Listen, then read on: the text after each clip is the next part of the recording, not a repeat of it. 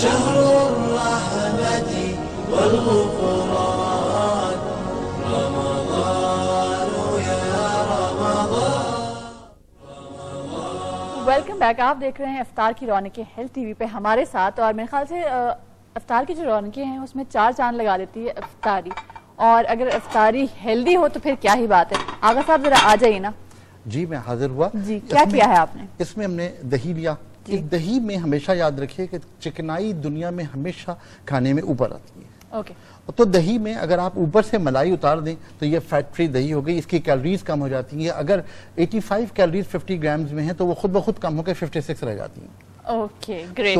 تو ہم نے دہی کو ملائی اتار کر استعمال کیا. بیسن ہم نے استعمال کیا. بیسن میں ہم نے پکوڑے یہ تلے اور تل کر پانی میں ڈال دیے. جب ہم ٹھنڈے پانی میں پکوڑے ڈالتے ہیں تو آٹومیٹکلی اس کا پانی تیل جو ہے وہ کم ہو جاتا ہے اور نکل جاتا ہے. تو اب میں اس کی سرونگ کی تیاری کروں. یہ تیل تیار ہے. تھوڑی سی مجھے جگہ چاہیے. یہ دیکھیں یہ بڑے تل گئے ہیں. اوکے. میں نے فرائی کر کے اس میں ڈال دیے ہیں. یہ اس میں آپ تو ویسے بڑے سگر لگ رہے ہیں آغا صاحب. اچھا ہاں.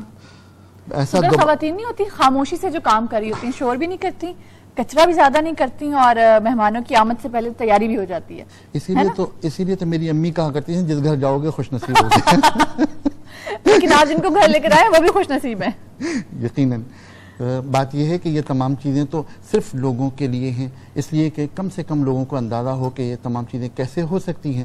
یہ ٹیچنگز، یہ لوگوں کو سمجھانا اور ان تمام چیزوں کے لیے بہتری کے لیے کوششیں کرنا، میں تو صرف یہ ثواب سمجھ کے کرتا ہوں. ویسے گھر پہ کام میری بیوی ہی کرتی ہے. کہیں ایسا نہ ہو کہ مجھے گھر جانے سے لوگ روک دیں. نہیں آپ کو نہیں روکیں گے. انہوں نے بتایا کہ سال میں صرف 3 دفعہ کوکنگ کرتے ہیں. کیوں، کیا ہوتا ہے 3 دفعہ؟ اس میں 12 ربیع الاول کو. اوکے. اس کے بعد پھر جب 14 شعبان ہوتی ہے تب، اور عید کے دوسرے دن، اس لیے کہ میرے گھر اس دن مہمان بہت سارے آتے ہیں. تو آپ بوجھ کم کر رہے ہوتے ہیں یا اپنی ڈش لوگوں کو کھلانا چاہ رہے ہوتے ہیں تاکہ لوگ آپ کی تعریفیں کریں؟ نہیں، لوگ تو ویسے بھی تعریفیں کرتے ہی ہیں، کوکنگ کی تعریفیں کرتے ہیں یقیناً. لیکن یہ کہ میں کوشش کرتا ہوں کہ کچھ اچھی سی چیز بنا کر کھلاؤں. یہ دیکھیے آج ہم جو فیٹ فری دہی بڑے بنا رہے ہیں، اس کا طریقہ یہی ہے کہ یہ بڑے تل کے پانی میں ڈال دیے جائیں، اور جس طرح میں نے اس کو نکال کر یہ رکھا ہے اس طرح رکھیں. اور اس کے بعد میں اس میں ڈالوں گا دہی. یہ دہی میں نے میش کر کے رکھا ہوا ہے. ٹھیک ہے، بالکل صاف ہے. اس کو دہی کو میں اس میں کر کے میش کروں گا اور دوں گا.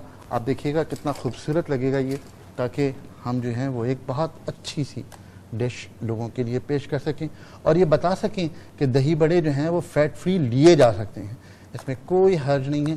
اس کی کیلریز کا اگر ہم اندازہ کریں تو تقریباً اس میں 131 پر سرونگ، یہ جو میں نے ٹوٹل اس وقت تیار کیا ہے، یہ 266 کیلریز کا ٹوٹل ہے. اس کا 131 اگر 2 افراد کھائیں اس کو تو بڑے آرام کے ساتھ 131 کیلریز میں کر سکتے ہیں. اور یہ جو ماش کی دال کے دہی بڑے بنتے ہیں وہ بھی فیٹ فری ہوتے ہیں، وہ بھی ڈائٹ ہوتے ہیں؟ اصل میں جب ہم اس کو فرائی کرنے کے بعد پانی میں ڈال دیتے ہیں تو پانی میں ڈالنے کے بعد اس کا آئل ہمیشہ نکل جاتا ہے. اور یہ ٹپ اس کی یہ ہے کہ جتنا ٹھنڈا پانی ہوگا اتنا زیادہ آئل نکل جائے گا. اوکے. تو فرائی ہونے کے باوجود اس کے اندر کیلریز کم ہو گئی ہیں اور تمام چیزیں بہتر ہو گئی ہیں. اوکے. اور اب اس کا انتظار کرنا جو ہے اس کا نام روزہ ہے. جی بالکل، اس کا انتظار کرنا جو ہے اس کا نام روزہ ہے. اس کا نام روزہ ہے. یہ جو آپ کے سامنے اتنی خوبصورت چیزیں پڑی ہوئی ہوتی ہیں دسترخوان میں، ہم اور شروع کے روزے میں تو بڑی زیادہ وہ ہو رہی ہوتی ہے نا، اہتمام زیادہ ہو رہا ہوتا ہے اور کوششیں زیادہ ہو رہی ہوتی ہیں. یہ آپ جو ہے نا لوگوں کو اب یہ جناب ان تمام خواتین کے لیے ہے جو اس وقت افطاری بنانے کی تیاری کر رہی ہیں، لوگوں کی خدمت کر رہی ہیں اور ثواب کما رہی ہیں. اور یہ حقیقت ہے کہ جس طرح اسلام میں یہ ہے کہ اگر تم کچھ نہیں کر سکتے تو کم سے کم روزہ دار کو روزہ کھلوا دو، تو وہ خواتین جو اس گرمی میں کام کر رہی ہوتی ہیں وہ یقیناً وہ ثواب کا کام کر رہی ہوتی ہیں. بے شک بے شک. اچھا جی، یہ آپ اس کو مزید خوبصورت سے خوبصورت ترین بناتے جا رہے ہیں. میں کوشش کر رہا ہوں کہ ذرا ایسا ہو جائے کہ لوگوں کو لگے کہ ذرا یہ اچھا ہو گیا. ایک چیز میں آپ لوگوں کے ساتھ اور شیئر کرنا چاہوں گی. خواتین کھانا پکاتی ہیں اور بہت ساری خواتین صبح سے لے کے رات تک صرف کھانا ہی بنا رہی ہوتی ہیں اپنے گھر میں، اور بہت سارے مرد حضرات بھی جو ہیں وہ کبھی ویکلی، کبھی منتھلی، اور کبھی کچھ ایسے ہوتے ہیں جو کبھی بھی کوکنگ نہیں کرتے. لیکن وہ مرد حضرات جو کوکنگ کرتے ہیں اپنے گھر میں، کبھی بھی ان کی خواہش یہ ہوتی ہے کہ ان کو ضرور سراہا جائے. تو وہ تمام خواتین جن کے گھر میں مرد حضرات کوکنگ کرتے ہیں تو میں ان کو یہ مشورہ دوں گی کہ پلیز آپ ان کو اپریشیٹ ضرور کیا کریں، کیونکہ خواتین کو تو اچھا لگتا ہے کہ ان کی کوکنگ کی تعریف ہو رہی ہے، لیکن مجھے لگتا ہے مرد حضرات اس سے اور بھی زیادہ خوش ہوتے ہیں۔ میں تھوڑی سی آگے بڑھ کے ایک بات کہوں اگر آپ کی اجازت ہو تو، بہت عام طور پر لوگ یہ کہتے ہیں کہ کھانا پکانا کیا جی مردانگی کے خلاف بات ہے۔ میں کہتا ہوں نہیں، تاریخ میں نبی کریم صلی اللہ علیہ وسلم اور حضرت علی سے بڑا مرد لا کے دکھاؤ۔ انہوں نے جب اپنی بیویوں کے ساتھ گھر میں کام کیا ہے تو کون سا مرد ہے جو گھر میں کام کر کے کہے کہ مردانگی بہت خوبصورت بات ہے۔ ہم اسی بات پہ ایک کال لیں گے، ہمارے ساتھ ڈاکٹر علی ہیں۔ ہیلو، السلام علیکم۔ ہیلو جی، السلام علیکم۔ السلام علیکم جی، کیسے ہیں آپ؟ اللہ کا شکر ہے، آپ لوگوں کو بہت بہت مبارک رمضان اور یہ بہترین پروگرام کرنے پر۔ آپ کو بھی مبارک ہو۔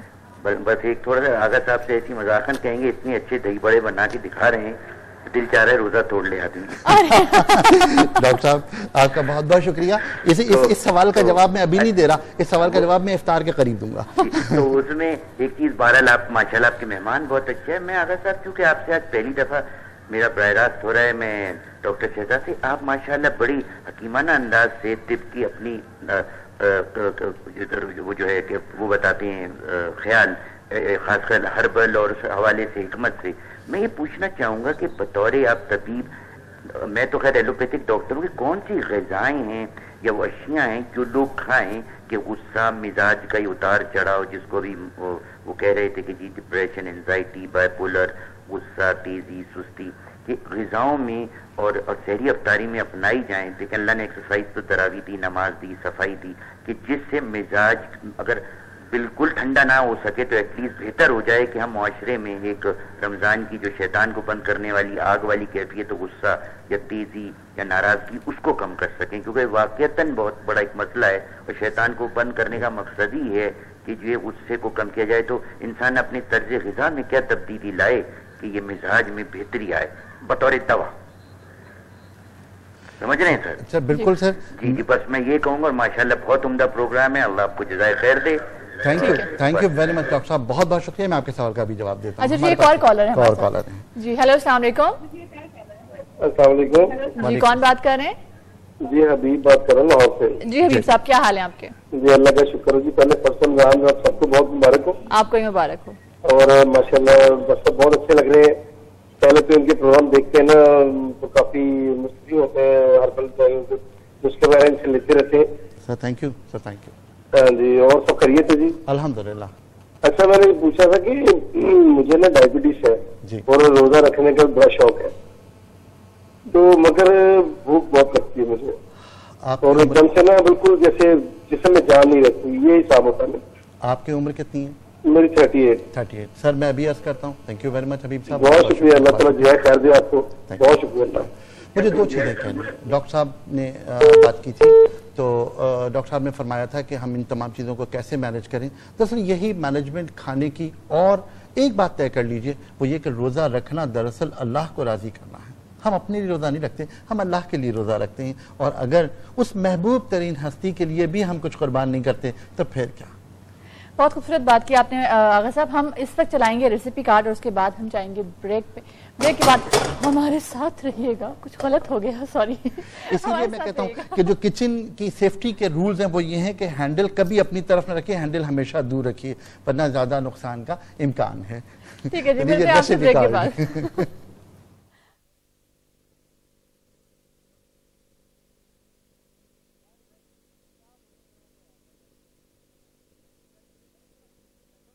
جی دو کو ڈیل کیجئے، thank you very much. Thank you.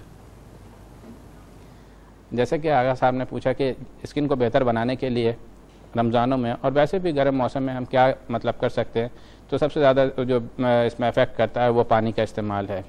اب پانی جو ہے 12-14 گھنٹے کی فاسٹنگ سے یا روزے سے اتنا فرق نہیں پڑتا ہے۔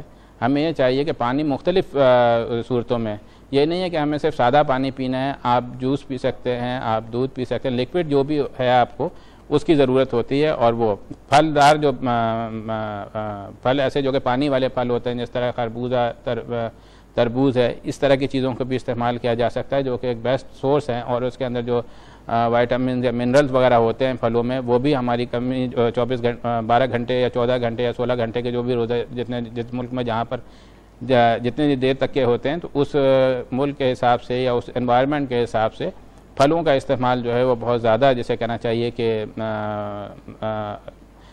کارآمد ہوتا ہے، اور زیادہ سے زیادہ مطلب کوشش یہ کرنی چاہیے کہ بجائے یہ کہ مرغن چیزیں زیادہ کھائی جائیں، تلی ہوئی چیزیں زیادہ کھائی جائیں، اس سے بہتر یہ ہے کہ آپ نیچرل فارم میں جو ڈائٹ لے سکتے ہیں، جو فروٹس لے سکتے ہیں، اس کے علاوہ سبزیوں کا استعمال آپ کر سکتے ہیں، لیفی ویجیٹیبلز جو ہوتی ہیں یا گرین ویجیٹیبلز ہوتی ہیں، دانے دار سبزیاں جو ہوتی ہیں، مٹر وغیرہ، یہ جو ہیں یہ پروٹین کا بہترین نعم البدل ہوتے ہیں، جو کہ آپ کے فاسٹنگ کے دوران یا روزے کے دوران جو بھی پروٹین کی ضرورت ہوتی ہے اس کو بہت اچھی طریقے سے پورا کر دیتے ہیں، اور آپ کے معدے پر بھی اس کا اتنا زیادہ گراں اثر نہیں پڑتا۔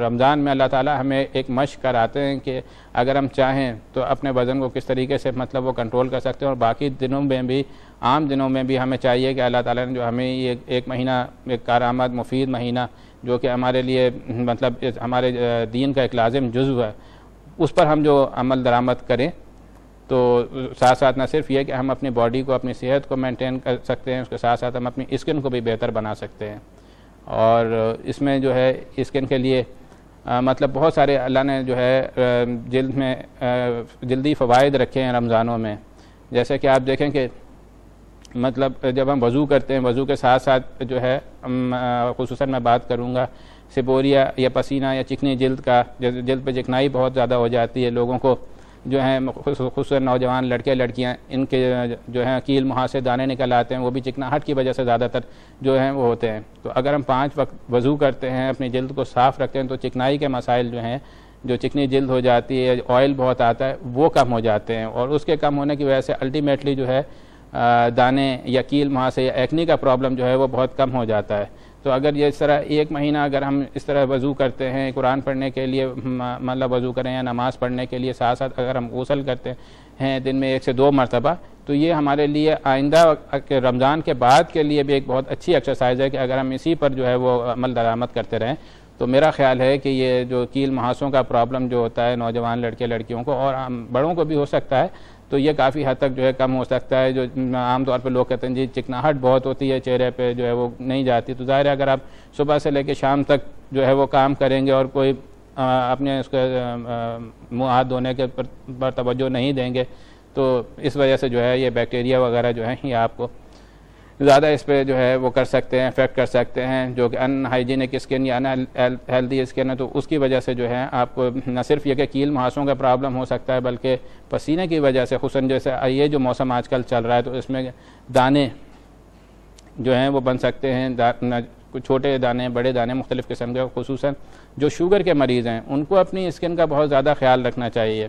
جن کی شوگر کنٹرول میں ہے اور وہ روزے رکھ رہے ہیں، ان کو تو بہت زیادہ اپنے ہاتھ پاؤں کی، خصوصاً ہاتھوں اور پاؤں کی جو اسکن ہے انگلیوں کے، اس کا بہت زیادہ، ناخنوں کا بہت زیادہ خیال رکھنا ہے۔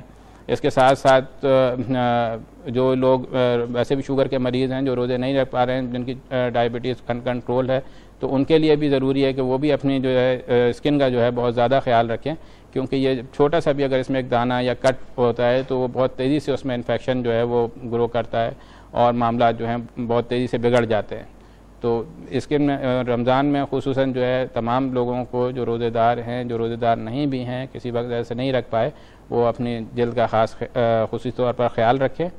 اور پھر اس کے علاوہ جو ہے دوسرا یہ کہ آج کل گرمی کا موسم ہے، تقریباً پورے پاکستان میں، علاوہ کراچی کے میں جب دیکھتا ہوں تو ٹیمپریچر مجھے 38، 40، 42، 45، 48 تک محسوس ہوتا ہے، تو اس کا مطلب یہ کہ ہر جگہ جسے کہنا چاہیے کہ گرمی پڑ رہی ہے، اور اس شدید گرمی میں جو امپیکٹ ہوتا ہے سب سے پہلے وہ آپ کی جلد پر ہی ہوتا ہے۔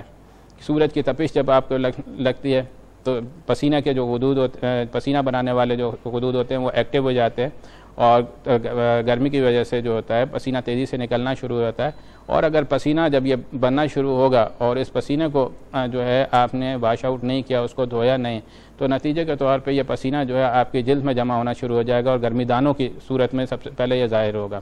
پہلے تو گرمی دانے جو ہوتے ہیں اس کی ابتدائی اسٹیج جیسے ملیرا کرسٹلائنا کہتے ہیں، شفاف ہوتے ہیں اور اتنا زیادہ وہ نہیں مطلب تکلیف دیتے، لیکن جب وہ گرمی دانوں کی شدت بڑھ جاتی ہے اور وہ جلد کے اندر جو نمکیات یا پسینے میں جو نمکیات ہوتے ہیں وہ جلد کے اندر جمع ہونا شروع ہو جاتے ہیں، اور جب جلد کے اندر جمع ہونا شروع ہو جاتے ہیں تو پھر جو ہوتا ہے جلد جو ہے سرخ ہو جاتی ہے، اور اس کے اندر کھجلی یا جلن پیدا ہونا شروع ہو جاتی ہے، ایسا لگتا ہے جیسے کہ جسم پر کانٹے سے چبھ رہے ہیں۔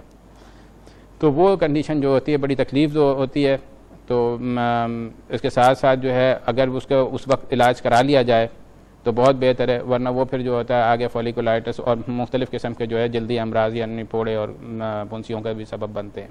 تو اس میں بہتر سب سے زیادہ یہی ہے کہ گرمی دانوں سے نجات, پسینہ جب آپ کے جسم پر آ رہا ہے تو آپ نے اس پسینے کو اور جو ہے نا دن میں 1 سے 2 مرتبہ دھونا ہے. بعض لوگ یہ کرتے ہیں کہ جناب گرمی بہت لگ رہی ہے تو روزے میں جو کبھی سر پہ پانی ڈال رہے ہیں اور کبھی کلیاں کر رہے ہیں, یہ بالکل غلط ہے. ایسا نہیں کرنا چاہیے, اس سے روزے کا جو روزہ مکروہ ہو جاتا ہے. تو بہتر یہ ہے کہ پراپر جس وقت آپ کی نماز کا ٹائم ہے, جب آپ وضو کر رہے ہیں تو بہتر یہ ہے کہ اس وقت آپ غسل کر لیں تاکہ پراپرلی آپ کے جسم پر پانی چلا جائے, آپ کا جسم ٹھنڈا ہو جائے گا. آپ نے ایک ارکان بھی پورا کیا کہ مطلب غسل کیا, اور ساتھ ساتھ جو ہے اس کا کوئی جو ہے آپ پر وہ نہیں ہوگا کہ روزہ کا کسی قسم کا جو ہے وہ مکروہ ہو.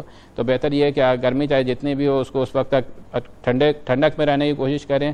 رمضانوں میں خصوصاً باہر جو ہے عام طور پر لوگ جو ہوتے ہیں ویسے اوائڈ کرتے ہیں, باہر پہ ادھر ادھر جو ہے غیر ضروری جسے کہنا چاہیے آمد و رفت پر, تو اس کی وجہ سے بھی جو ہے وہ جلد جو ہے لوگوں کی پسینے کی وجہ سے متاثر ہوتی ہے. اور جو لوگ رمضانوں میں اور خصوصاً گرمی کے موسم میں عام طور پہ ویسے کوشش یہی کرتے ہیں کہ اپنے گھروں میں رہیں, ان کی جلد جو ہے وہ متاثر کم ہوتی ہے بلکہ زیادہ بہتر ہو جاتی ہے. اس لیے کہ سورج کی شعاعیں جب لگتی ہیں تو اس کے ساتھ ساتھ سورج کی شعاعیں جب لگیں گی تو جو ہے اچھا جی ایک کالر آ گئے ہمارے ساتھ, رضوان صاحب. ہلو السلام علیکم. وعلیکم السلام. جی ڈاکٹر صاحب مجھے معلوم کرنا تھا, یہ جو ایکنی نکل آتی ہے ہمارے چہرے پر جو ہے اپنا گرمی کی وجہ سے کچھ زیادہ ہی مطلب کہ ایکنی ہو رہی ہے چہرے پر, تو اس کے لیے کیا مطلب کہ کون سی میڈیسن اس طرح کی ہم لوگ لیں یا کچھ ایسا کچھ کریں؟ روزہ بھی رکھتے ہیں پھر؟ جی جی بالکل, آپ الحمدللہ روزہ رکھیں. جلد میں کوئی ایسی بیماری نہیں ہے کہ جس کی وجہ سے کہا جائے کہ روزہ نہ رکھیں. آپ کو کتنے عرصے سے ہیں یہ جلد کا؟ ڈاکٹر صاحب یہ جو ہے 18 ایئر سے ہوئے ہیں. اور ابھی آپ کی عمر کتنی ہے؟ ابھی جو ہے وہ 23 ہے. تو اب اس دوران آپ نے کوئی ٹریٹمنٹ لیا یا کسی اسکن اسپیشلسٹ کو دکھایا؟ ڈاکٹر صاحب دکھایا اپنے ایریے میں جو گورنمنٹ ہاسپٹل میں جو OPD ہوتی ہے وہاں دکھایا, لیکن اتنا کوئی فرق زیادہ پڑا نہیں ہے. اچھا, تو مطلب انہوں نے کیا دیا تھا آپ کو؟ صرف کوئی فیس واش دیا تھا یا کھانے والی دوا دی تھی یا لگانے والی دوا دی تھی؟ نہیں, لگانے والی کچھ ٹیوبس دی تھی, اس کے علاوہ جو ہے کھانے والی جو ہے کیپسول دیا تھا. وہ آپ نے کتنے عرصے کھایا؟ یہ ڈاکٹر صاحب میں نے جو ہے 3-4 دن ہی کھایا, زیادہ عرصہ نہیں کھایا. لیکن 3-4 دن تو میرا خیال ہے اتنے میں تو شاید بخار بھی نہیں اترے گا. تو ایکنی کا جو ٹریٹمنٹ ہوتا ہے وہ کم. ڈاکٹر صاحب اگر اس طرح کوئی ٹریٹمنٹ اگر آپ بتائیں ہمیں.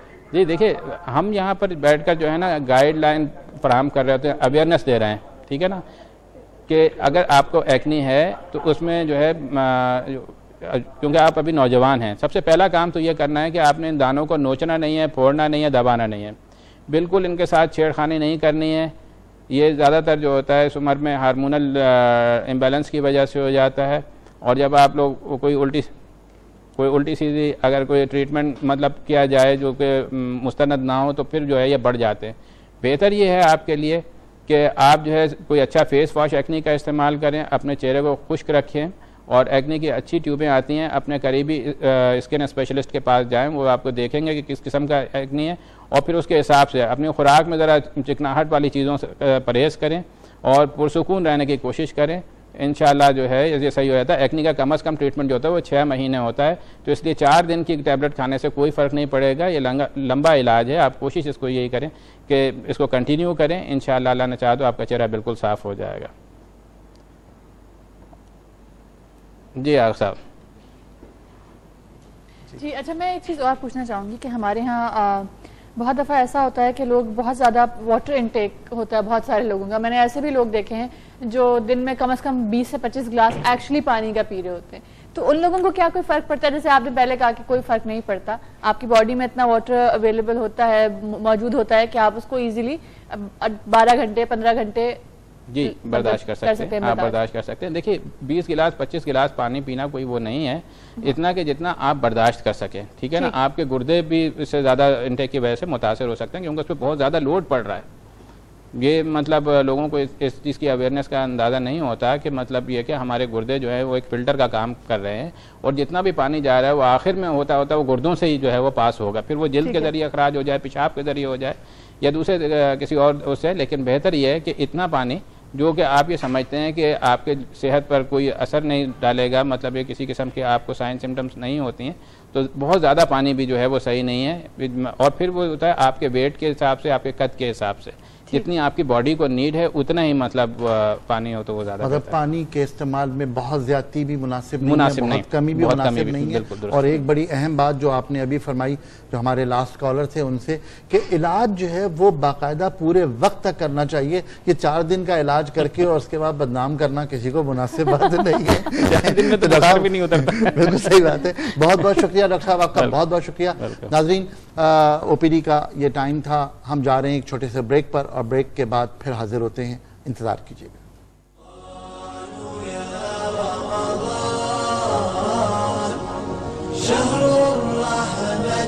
صراط الذين أنعمت عليهم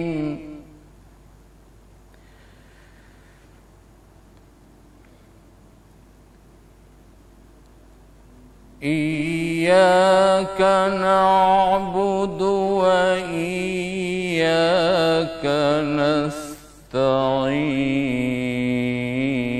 نستعين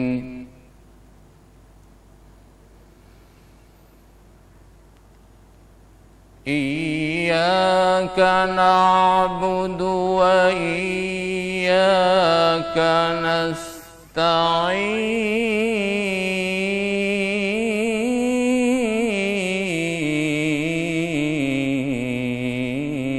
نستعين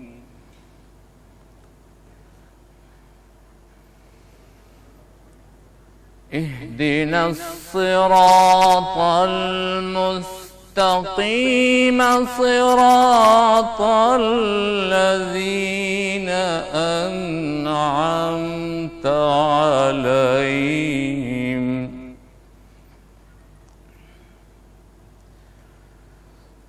اهدنا الصراط المستقيم صراط الذين أنعمت عليهم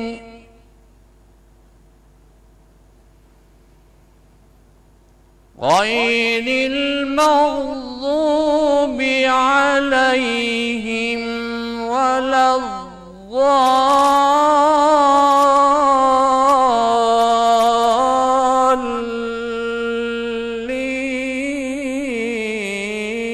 الضالين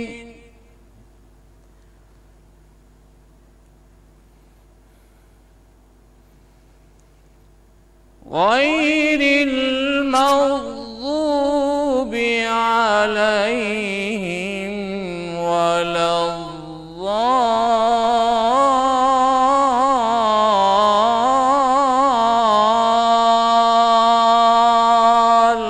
الضالين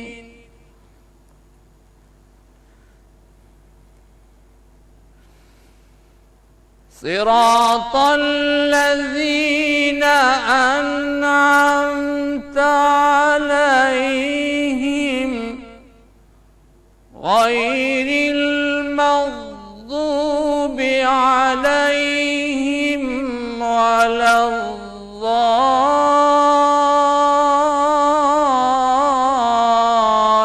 الضالين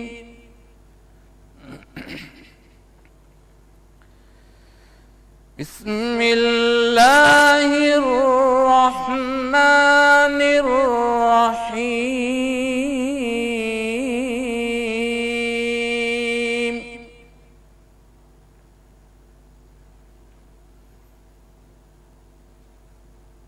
ألف لام ميم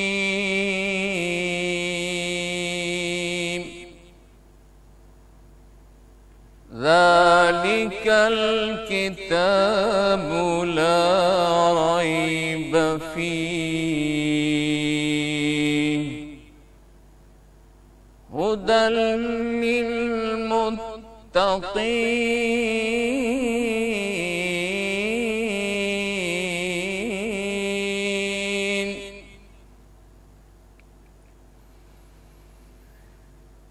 بسم الله الرحمن الرحيم. ألف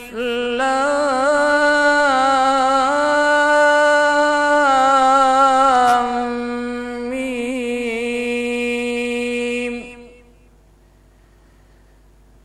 ذلك الكتاب لا ريب فيه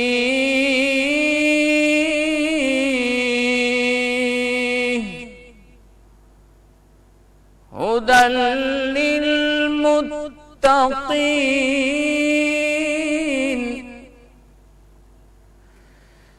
الذين يؤمنون بالغيب ويقيمون الصلاة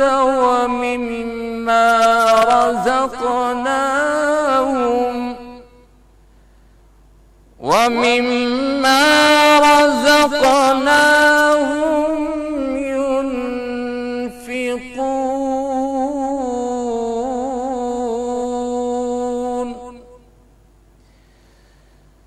والذين يؤمنون بما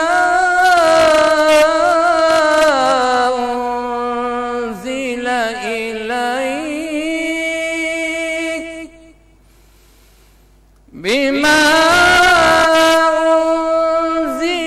إليك وما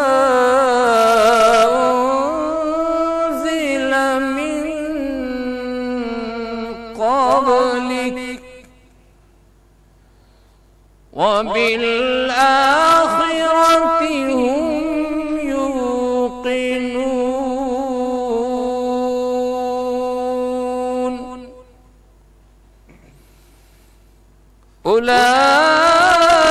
أولئك على هدى من ربهم وأولئك هم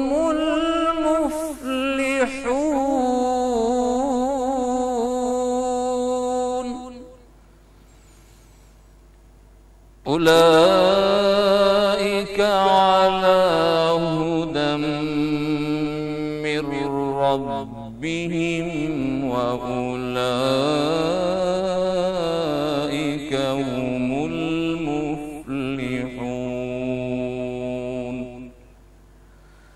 صدق الله العظيم. جزاک اللہ، بارک اللہ. بہت بہت شکریہ. بہت اچھی لحن میں آپ نے مختلف لحن میں قرآن کریم کو ادا کیا. جزاک اللہ، بارک اللہ. ڈاکٹر زبیر احمد صاحب، رمضان، روزے، فرضیت. ہم نے لوگوں کے سامنے سوال کیا کہ روزے کی فرضیت کس سن میں ہوئی؟ روزے کا بنیادی مقصد انسان کا کیا صرف یہ مسلمانوں کے لیے یا پہلے والی امتوں پر بھی، اور اس کا بنیادی مقصد اللہ رب العزت کا انسان کی تربیت ہے یا کچھ اور؟ بسم اللہ الرحمن الرحیم. چونکہ پہلا آج روزہ ہے اور آپ نے اس حوالے سے بنیادی سوال اٹھایا اور بہت عمدہ سوال ہے یہ. جس سورہ کی قاری صاحب نے تلاوت کی، سورہ فاتحہ کے بعد انہوں نے سورہ بقرہ کی تلاوت کی. سورہ بقرہ ہی میں آگے جب چلتے ہیں تو وہ جو بنیادی مقصد ہے اس کا اللہ تعالیٰ خود جواب دے رہا ہے. جو آپ نے سوال کیا اللہ تعالیٰ اس کا خود جواب بیان کر رہا ہے، اور اس طرح بیان کر رہا ہے کہ یا ایھا الذین آمنوا کتب علیکم الصیام کما کتب علی الذین من قبلکم لعلکم تتقون. یہ ایک آیت ہے لیکن اس کے اندر اللہ تعالیٰ نے 3 مختلف باتیں بیان کی ہیں. اے لوگو جو ایمان لائے ہو، تم پر روزے فرض کیے گئے ہیں. ایک بات، جیسا کہ پچھلی امتوں میں فرض کیے گئے تھے. دوسری بات، لعلکم تتقون، تاکہ تم میں تقوی پیدا ہو، تاکہ تم میں پرہیزگاری پیدا ہو، تاکہ تم میں خشیت پیدا ہو. یہ بنیادی مقصد اللہ تعالیٰ نے اس کا مطلب یہ کہ روزے پچھلی امتوں پر بھی فرض کیے گئے تھے اور اس امت پر بھی فرض کیے گئے، لیکن بنیادی مقصد جو ہے وہ تقوی کا حصول ہے. اور اللہ تعالیٰ نے یہ بات اس طرح سے بیان جو کی، اس کا بیان کرنے کا طریقہ یہ بھی ہو سکتا تھا کہ اے ایمان والو تم پر روزے فرض کیے گئے تاکہ تم پہ تقوی، لیکن اللہ تعالیٰ نے پچھلی امتوں کا ریفرنس بھی اس لیے دیا کہ اے ایمان والو یہ تمہارے اوپر نہیں لازم کیا جا رہا، یہ تمہارے اوپر کوئی اس طرح کی مشقت نہیں ڈالی جا رہی ہے، اللہ تعالیٰ تمہارے اوپر بڑا رحیم ہے. یہ جو امتحان ہے یا یہ جو آزمائش ہے یا یہ جو قربانی ہے، یہ اللہ تعالیٰ نے پچھلی امتوں کو بھی اسی طرح آزمایا ہے. بلکہ آغا صاحب جب ہم تاریخ کا مطالعہ کرتے ہیں تو ہمیں پتہ چلتا ہے کہ اللہ تعالیٰ نے اس نبی پاک صلی اللہ علیہ وسلم کی امت پر تو اپنا خاص رحم فرمایا ہے کہ پچھلی امتوں میں روزے فرض تو تھے، لیکن وہ روزے اتنی مشقت کے ساتھ تھے کہ جتنی مشقت کے ساتھ اب نہیں ہے. یہ شاید ہمارے ناظرین کو پتہ نہ ہو، لیکن جو لوگ تاریخ سے واقف ہیں وہ جانتے ہیں کہ بنی اسرائیل کے اندر جو روزوں کی فرضیت تھی اس میں یہ تھا کہ وہ رات کو آپ نے کوئی چیز کھا پی لی اور اس کے بعد آپ جب سو گئے تو جیسے ہی اب آپ کی آنکھ لگی بس روزہ شروع ہو گیا. اب آپ صبح اٹھیں گے وہ روزے میں ہیں آپ. لیکن امت محمدی صلی اللہ علیہ وسلم کے ساتھ اللہ تعالیٰ کا اتنا بڑا کرم ہے کہ آپ کو اللہ تعالیٰ جو ہے وہ ایک سحر کا ایک وقت ہے ہمارے لیے، اور نبی پاک صلی اللہ علیہ وسلم فرماتے ہیں کہ سحری کیا کرو، اس میں برکت ہے. اور سحری کا وقت بھی انتہائی ہے اور فضیلت اسی کی ہے کہ انتہا کے وقت پر سحر کی جائے. ایک تو یہ بات، اور دوسری بات شب قدر کے اندر سورہ قدر کے اندر اللہ تعالیٰ فرماتا ہے کہ یہ جو امت ہے اس کے ساتھ ایک اور خاص انعام اللہ تعالیٰ نے یہ رکھا کہ اس کے اندر ایک رات کی عبادت کئی ہزار مہینوں سے بہتر ہے. کتنی مہربانی ہے یعنی یہ تو اللہ کی خاص رحمت ہے اس امت پر. ناظرین یہ ہماری بہت عمدہ گفتگو ڈاکٹر صاحب فرما رہے ہیں، اس میں کوئی بھی سوال آپ ہم سے کرنا چاہیں تو ہم حاضر ہیں. ہمارا نمبر آپ کی اسکرین پر آ رہا ہے، اگر آپ کوئی سوال کرنا چاہیں تو سوال کیجئے، ڈاکٹر صاحب موجود ہیں اس کا جواب دینے کے لیے. کسی بھی قسم کا کوئی کنفیوژن ہے یا کسی بھی قسم کی کوئی بات آپ پوچھنا چاہتے ہیں اپنے علم کے لیے تو یہ علم کے خزانے ہمارے پاس موجود ہیں. اللہ تعالیٰ آپ کو خوش رکھے، سوال کیجئے. بڑی اچھی بات. ہم اپنا سوال بھی ریپیٹ کر دیتے ہیں. ہمارا سوال جو ہے وہ یہ تھا کہ اسلام میں روزے کس سن میں فرض کیے گئے؟ اسلام میں روزے کس سن میں فرض کیے گئے؟ اگر آپ کا جواب ہمارے لیے صحیح ہوا تو لیپرڈ کوریئر کی طرف سے آپ کے لیے ایک تحفہ آپ کا انتظار کر رہا ہے. تو ڈاکٹر صاحب روزے کی فرضیت ہم نے لوگوں سے ڈسکس کی، اور جو بات میں نے شروع میں کہی کہ یہ اللہ رب العزت کی طرف سے، اللہ رب العزت کے حوالے سے عام طور پر جو تاثر ہمارے ہاں دیا جاتا ہے، کہا جاتا ہے کہ دیکھو ڈرو، اللہ سے ڈرو، اللہ سے ڈرو، اللہ سے ڈرو. کیا آپ فرماتے ہیں کہ یہ جو ڈرنے کا تصور ہے یہ زیادہ غالب ہے یا وہ رحمان اور رحیم کا تصور زیادہ غالب ہے؟ نہیں، بے شک رحمان اور رحیم والا تصور ہی غالب ہے. قاری صاحب نے ابھی تلاوت کی سورہ فاتحہ کی، آپ اس پورے سورہ فاتحہ کو شروع سے آخر تک پڑھ لیجئے، اس میں اللہ تعالیٰ کی رحمانیت اور رحیمیت والی صفت ہی غالب ہے.